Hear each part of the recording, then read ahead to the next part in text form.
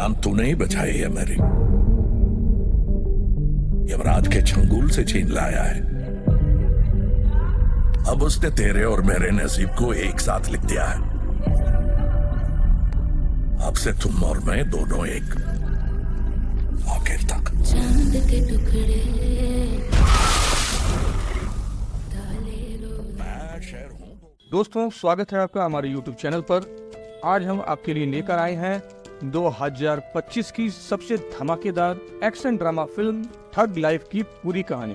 अगर आपको ये एक्सप्लेनेशन पसंद आता है तो हमारे चैनल को सब्सक्राइब जरूर करें और बेल आइकन को दबाना ना भूलें। तो चलिए कहानी की शुरुआत करते हैं। दोस्तों, कहानी शुरू होती है अमर और शक्तिवेल नाम के दो भाइयों जैसे दोस्त से। दोनों एक ही गैंग का हिस्सा हैं और एक दूसरे पर जान छिड़कते हैं।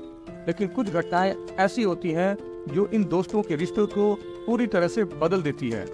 शक्तिवेल पर अमर को शक हो जाता है और वह उसे मारना चाहता है। यह बात अमर के दिल को भी चुभ जाती है। उसे लगता है कि जिस भाई जैसे इंसान ने उसे पाला वही उस पर शक कैसे कर सकता है। यहीं से कहानी मोड़ लेती है। गैंग के कुछ लोग जो शक्तिवेल को लीडर नहीं मानते थे और उससे नफरत करते थे, इस मौके का फायदा उठाते हैं। उनमें से प्रमुख होता है शक्तिवेल का बड़ा भाई मणिकम।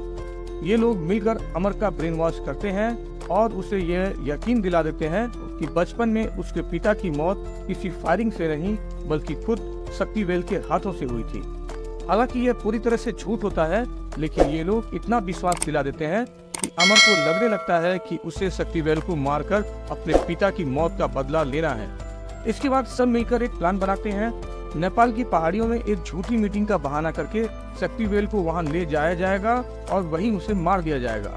योजना के मुताबिक शक्तिवेल को 2 गोलियां मारी जाती हैं और उसे पहाड़ी से नीचे फेंक दिया जाता है। अमर सबके सामने यह ऐलान भी करता है कि उसने शक्तिवेल को मार डाला है और अब वह गैंग का नया लीडर है। लेकिन दोस्तों, यहाँ ट्विस्ट आता है। शक्तिवेल मरता नहीं है। वह पहाड़ियों में एक बौद्ध मठ के पास पहुंच जाता है, जहाँ के साधु उसकी जान बचाते हैं और उसे 2 साल तक ट्रेनिंग देते हैं।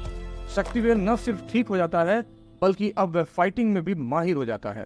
2 साल के बाद शक्तिवेल दिल्ली लौटता है और जानना चाहता है कि उसके परिवार का क्या हुआ।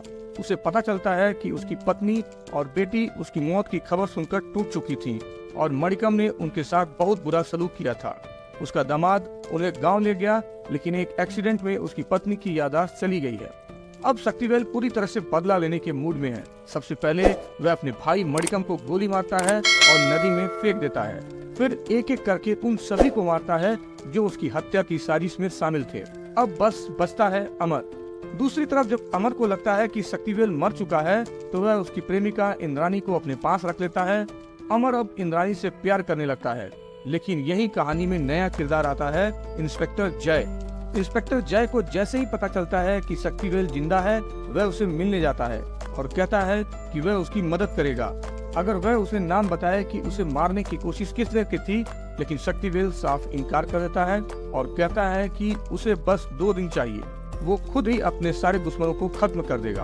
अब कहानी में आता है दूसरा विलेन, दीपक यादव, जो कि मरे हुए पॉलिटिशियन सदानंद का भांजा है। जैसे ही उसे पता चलता है कि उसका मामा मर गया, वह बदला लेने की ठान लेता है। उसे लगता है कि उसके भाई की मौत के पीछे अमर और शक्तिवेल दोनों हैं।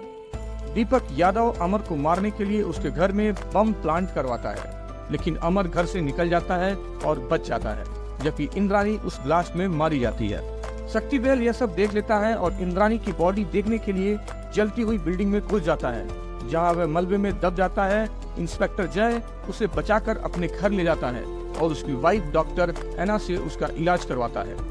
इलाज के दौरान डॉक्टर एना अपनी जिंदगी की कहानी सुनाती हैं, जिससे शक्तिवेल को एहसास होता है कि एना असल में अमर की बहन चंद्रा है। वो उसे बताता है कि उसका भाई अमर जिंदा है। उधर दीपक यादव के आदमी अमर को उठा लेते हैं, लेकिन अमर किसी तरह से दीपक यादव को ही मार देता है। शक्तिवेल अमर को एक वॉइस नोट भेजता है और उसे उसी जगह पर मिलने बुलाता है जहां उनके पिता की मौत हुई थी। दोनों वहां मिलते हैं और एक भयंकर लड़ाई होती है।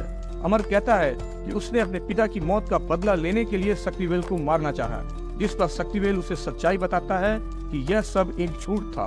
अमर को जब सच्चाई का पता चलता है तो वह टूट जाता है और दोनों गले लगते हैं। शक्तिवेल उसे उसकी बहन चंद्रा से मिलवाता है और यह एक भावुक पल होता है। लेकिन तभी वहाँ दीपक यादव आ जाता है और अमर पर गोलियां चला देता है। शक्तिवेल दीपक यादव को मार देता है, लेकिन अमर की हालत बहुत खराब हो जाती है। अमर मरने से पहले खुश होता है कि वो अपनी बहन से मिल पाया और शक्तिवेल ने अपने वादा निभाया।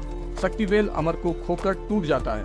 अब शक्तिवेल अपनी सारी जिम्मेदारियों को खत्म मानकर गांव लौट जाता है और अपने परिवार के साथ सुकून की जिंदगी बिताने लगता है। और यहीं पर इस फिल्म की कहानी दोस्तों खत्म होती है। तो दोस्तों, कैसी लगी आपको ये मूवी एक्सप्लेनेशन, हमें कमेंट बॉक्स में बताएं और हमारे चैनल को सब्सक्राइब करना ना भूलें। मिलते हैं किसी नेक्स्ट मूवी की एक्सप्लेनेशन में। तब तक के लिए दोस्तों धन्यवाद, अलविदा, जय हिंद।